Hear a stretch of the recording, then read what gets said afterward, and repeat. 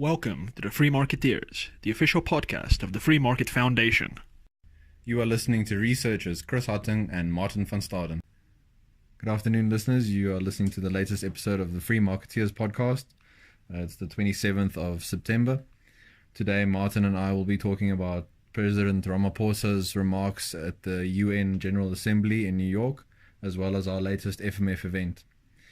Talking about our first topic, President Ramaphosa made a few remarks this week in New York, both to the UN, at a few meetings, and on a TV interview. He talked about, amongst other things, land reform in South Africa, as well as investment in the country. Specifically on land reform, the president said it's critical given South Africa's history of dispossession. He talked about the need to draw investment and to grow the economy in the country. And I found his remarks about history of dispossession quite interesting. The fact that he mentioned that, but also he's proceeding ahead with expropriation without compensation. That seems to be a continuation of the history of dispossession. Yeah. Martin, what do you think about that link? Do you think I'm making too tenuous a draw there? Do you think that makes sense? No, it makes sense. I mean, expropriation without compensation is what the apartheid government did, because it simply didn't recognize the ownership of black people in the first place, so it can just take their property without paying anything, because compensation was only payable when owners had their property expropriated. So yeah, this is the same mentality. There is this underlying narrative that all land owned by whites is stolen land. The government hasn't gone as far to say that yet, but it's an underlying academic belief, at least intellectual belief.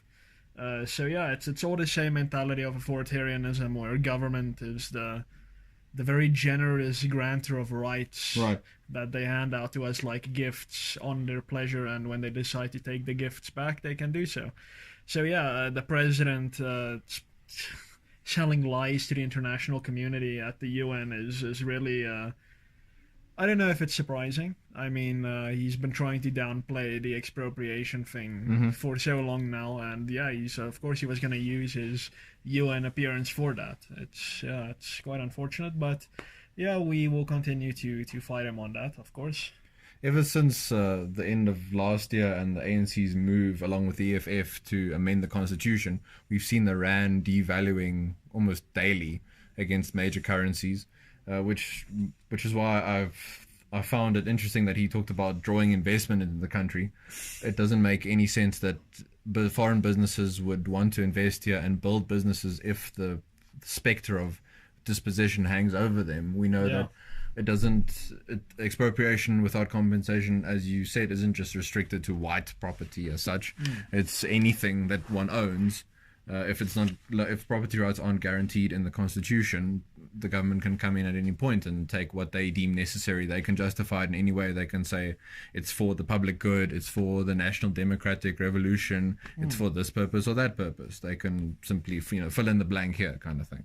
Yeah, so what he said to Bloomberg was, there is no land grab in South Africa, just a few seconds before he actually said that we're just having a discussion about land reform. Right. And I found that hilarious, because he's lying. So the government is intending to do a land grab, and as we keep saying, it's not just agricultural land, it's all land, all property actually.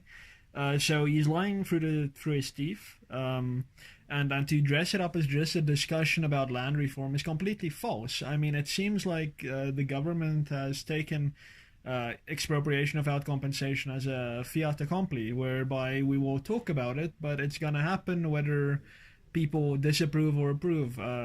For example, the IRR recently published more research saying that only about 30% of South Africans, I'm not sure about the exact, because previously it was less than 1%, now it's 30%, right, but it's still a big minority. Yeah. And I'm still not sure if even 1% of South Africans agree, because my opinion is just, you need to ask South Africans, do you want government to be able to take your property without paying it? And based on their response to that, whether they support expropriation, I would say not one South African would say yes, so I don't think anyone really supports expropriation. So the president saying we're just having a discussion is completely nonsensical. The markets have reacted because they know this isn't simply a discussion, just like it wasn't simply a discussion in Venezuela or in Zimbabwe. It ended up in tyrannical government taking property left, right, and center, and eventually completely inflating the currency and destroying the economy. That is what's waiting for us if we decide to continue down this path. And I hope the international community is able to see through this. I mean, President Ramaphosa is a very, very articulate man. Yes. He's very charming. Even some libertarians and classical liberals have been charmed by this guy into saying, listen, he's trying his best, man. Just don't criticize him too hard. Yeah. This guy is very charming. I hope the international community, including President Donald Trump, who we thought was going to maybe help South Africa a little bit out of this quagmire, I hope these people can see through the nonsense and not eat up this notion that we're just righting the wrongs of the past and it's all going to be fine.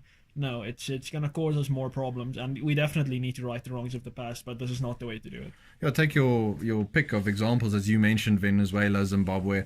History is littered with examples of these grand socialist utopias which eventually descended into anarchy, destruction, murder, in some cases genocide. I think the president, as you said, he speaks very well, but it's a case of, what can we call it? It's a classic case, I think, of just managing to fool people with smoke screens. Yeah, complete sophistry. He is clearly well versed in that sort of thing, but we need to see if the words match up to reality. In this case, they simply don't. Yeah. You can look at the many examples. These politicians always have grand plans. They always say, just give the state a little bit more power. Just follow us just a little bit further and things will be perfect. Everyone will have a job. Everyone will have X, Y, Z. Yeah. And it just keeps on extending.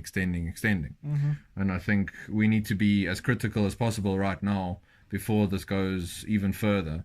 If we don't take a stand now, South Africa might be radically different even within a year.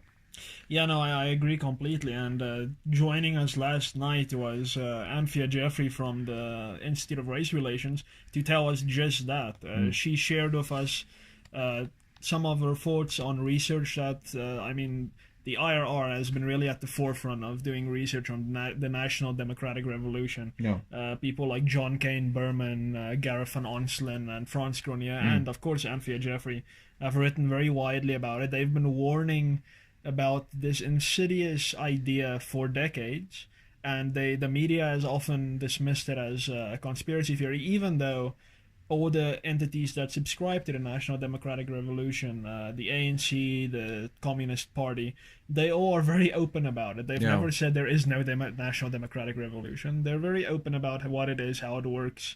It's very superficial public policy as far as the government is concerned. It's almost as though the more they say that sort of message, the more people opposed who are supposed to be opposed to them shout, no, don't believe them. Yeah. Sorry to interrupt, but yeah. No. It's exactly that. So it's bizarre that people continue to say no.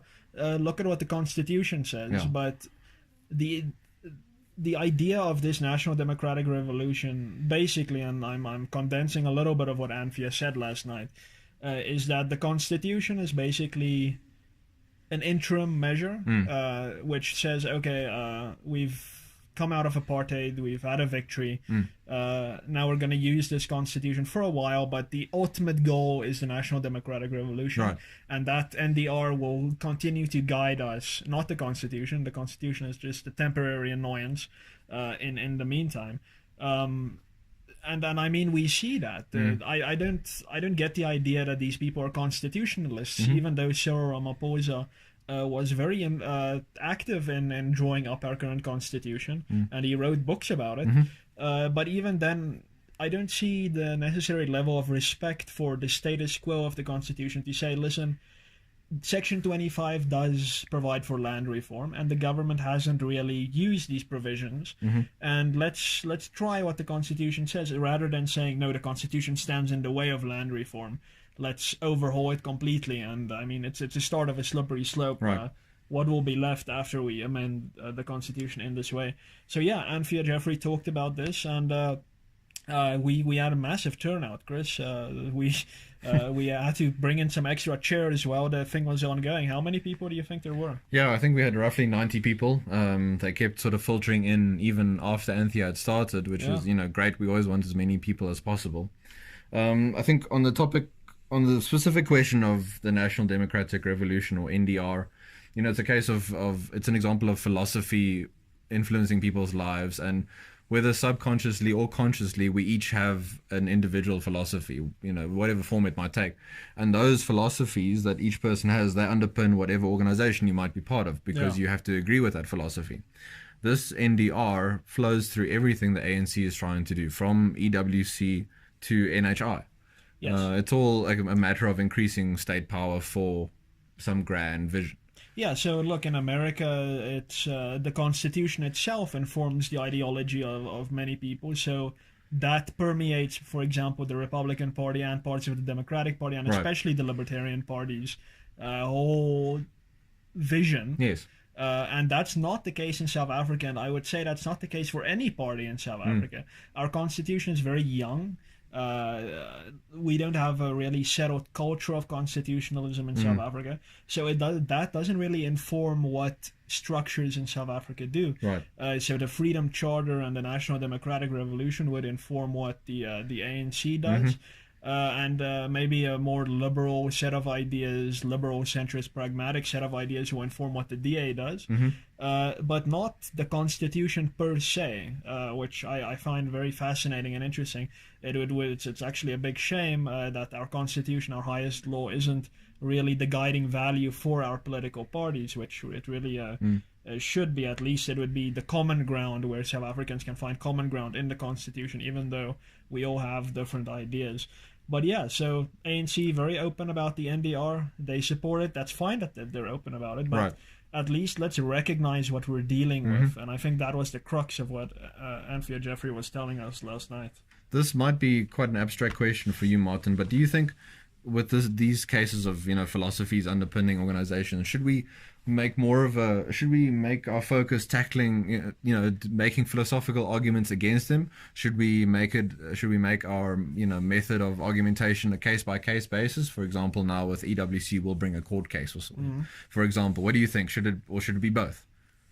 Well, I think so. Ryan Coetzee, who was previously of the DA, talked about themes and issues. So the theme is the principle, and then the issue is how you apply it to a principle. Okay. I think both play their role. It's fortunately or unfortunately, the general public tends to be more responsive to dealing with issues. So going to them and saying the socialist ideology is bad and we should oppose it because private property is good for individual freedom, they'll be like, who cares? They'll rather say, how does that affect the petrol price? Because I need to pay for my petrol. So I think they both play their role. Me and you are obviously a bit more academically inclined to enjoy dealing with these big issues. Yes. But yeah, since I've started working at the Free Market Foundation, I've become more accustomed to dealing with issue by issues. I think it serves its purpose, but as long as we always keep the general principle, the theme, in mind as we do it. I think I tend to agree with you. You need underlying principles to guide your everyday actions. And then through that prism of the principle, we can focus what we do, what we write about, what we do submissions on, etc., etc. So I think it's important to strike that balance. Listeners, thank you for joining us today. Please remember to follow us on various social media. On Facebook, we are at FMFSA. On Twitter, at FMF South Africa. Please subscribe to our YouTube channel. Please share our videos, leave comments. And thank you once again for listening.